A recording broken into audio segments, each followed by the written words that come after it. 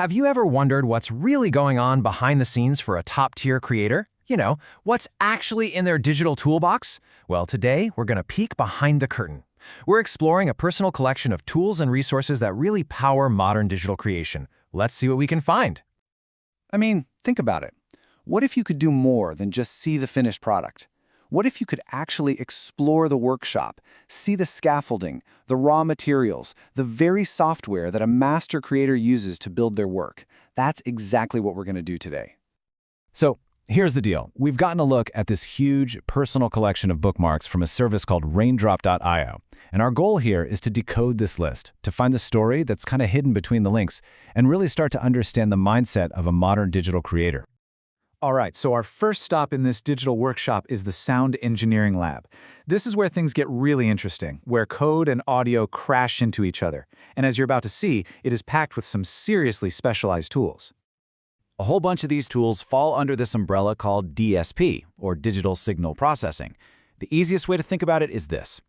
DSP is basically the art and science of teaching computers how to hear, how to understand, and even how to change sound.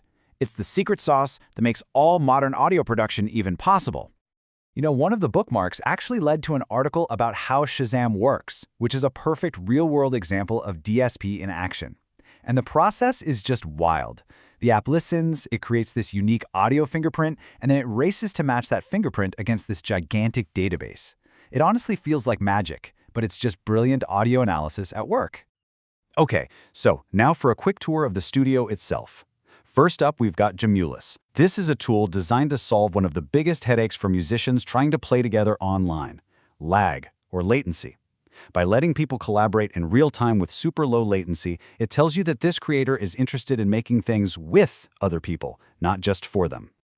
Next up, Descript.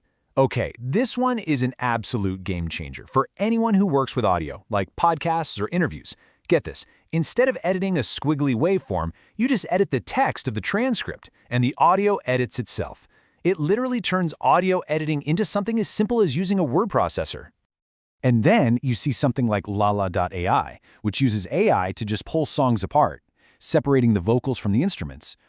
This is the kind of thing that used to require a professional recording studio and a sound engineer, and now it's available to anyone. It's pretty clear the focus in this lab is on precision, collaboration, and using AI in really smart ways. Okay, so from the audio lab, we're going to move over to the code and logic engine. You could think of this as the heart of the workshop. This is where systems get built, where data gets crunched, and where problems are solved from the ground up. Now, this next bookmark, this one really gets to the core of this creator's whole philosophy. It's a course called From NAND to Tetris, and the whole point is you build a computer from scratch, from the most basic components. This tells us something absolutely crucial. This isn't just about using tools, it's about a deep, fundamental need to understand how they actually work. And looking through the coding bookmarks, you can see they've mastered the whole spectrum. On the one hand, you've got the front-end stuff, the things you see and interact with. But just as important, you have all these back-end tools for the heavy lifting, things for data science, machine learning, and workflow automation, with tools like na10.io. This creator isn't just building the car, they're building the engine too. And speaking of understanding how things work, check out this tool, Python Tutor. It doesn't just run your code, it shows you visually exactly what the computer is doing, step by step. This isn't just a tool for getting the right answer. It's a tool for learning, for debugging, for really seeing the logic. It's just another clue to this creator's whole mindset. All right, so we've been in the engine room. Now let's step into the visual design studio.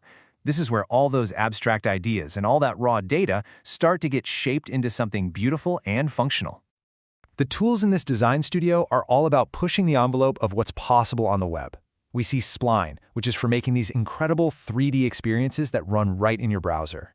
Then there's VisBug, which is so cool. It lets designers edit web pages visually, kind of like a developer tool made for artists. And finally, a whole collection of tiny helpers, which points to this philosophy of efficiency. Using the perfect, tiny tool for one specific job. The theme here is pretty clear: powerful, efficient tools for modern design.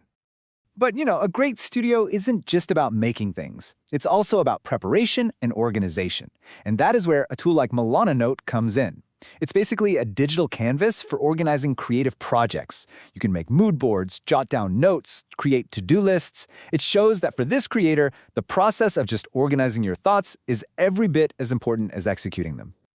So, we've toured the workshop, we've seen the tools for audio, for code, for design, but what does it all really mean? Let's zoom out for a second and look at the actual philosophy that's driving this entire digital toolkit. When you put all the pieces together, a really clear mindset starts to emerge.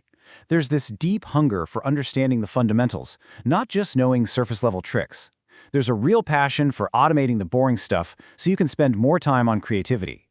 There's this incredible ability to connect totally different fields: audio, code, design, AI. And above all, there's a preference for hands-on learning and a clear value placed on community and collaboration. So, what's the big takeaway from all of this? This collection of bookmarks, it's so much more than just a list of links. It's a blueprint. It's a blueprint for a way of thinking. It's like a map of a curious and deeply creative mind, and it offers us a plan for a totally modern approach to creation. We've just had an inside tour of one creator's digital workshop. It's a reflection of their passions, their process, their entire philosophy. So the question I really want to leave you with is this: what are you going to build in yours?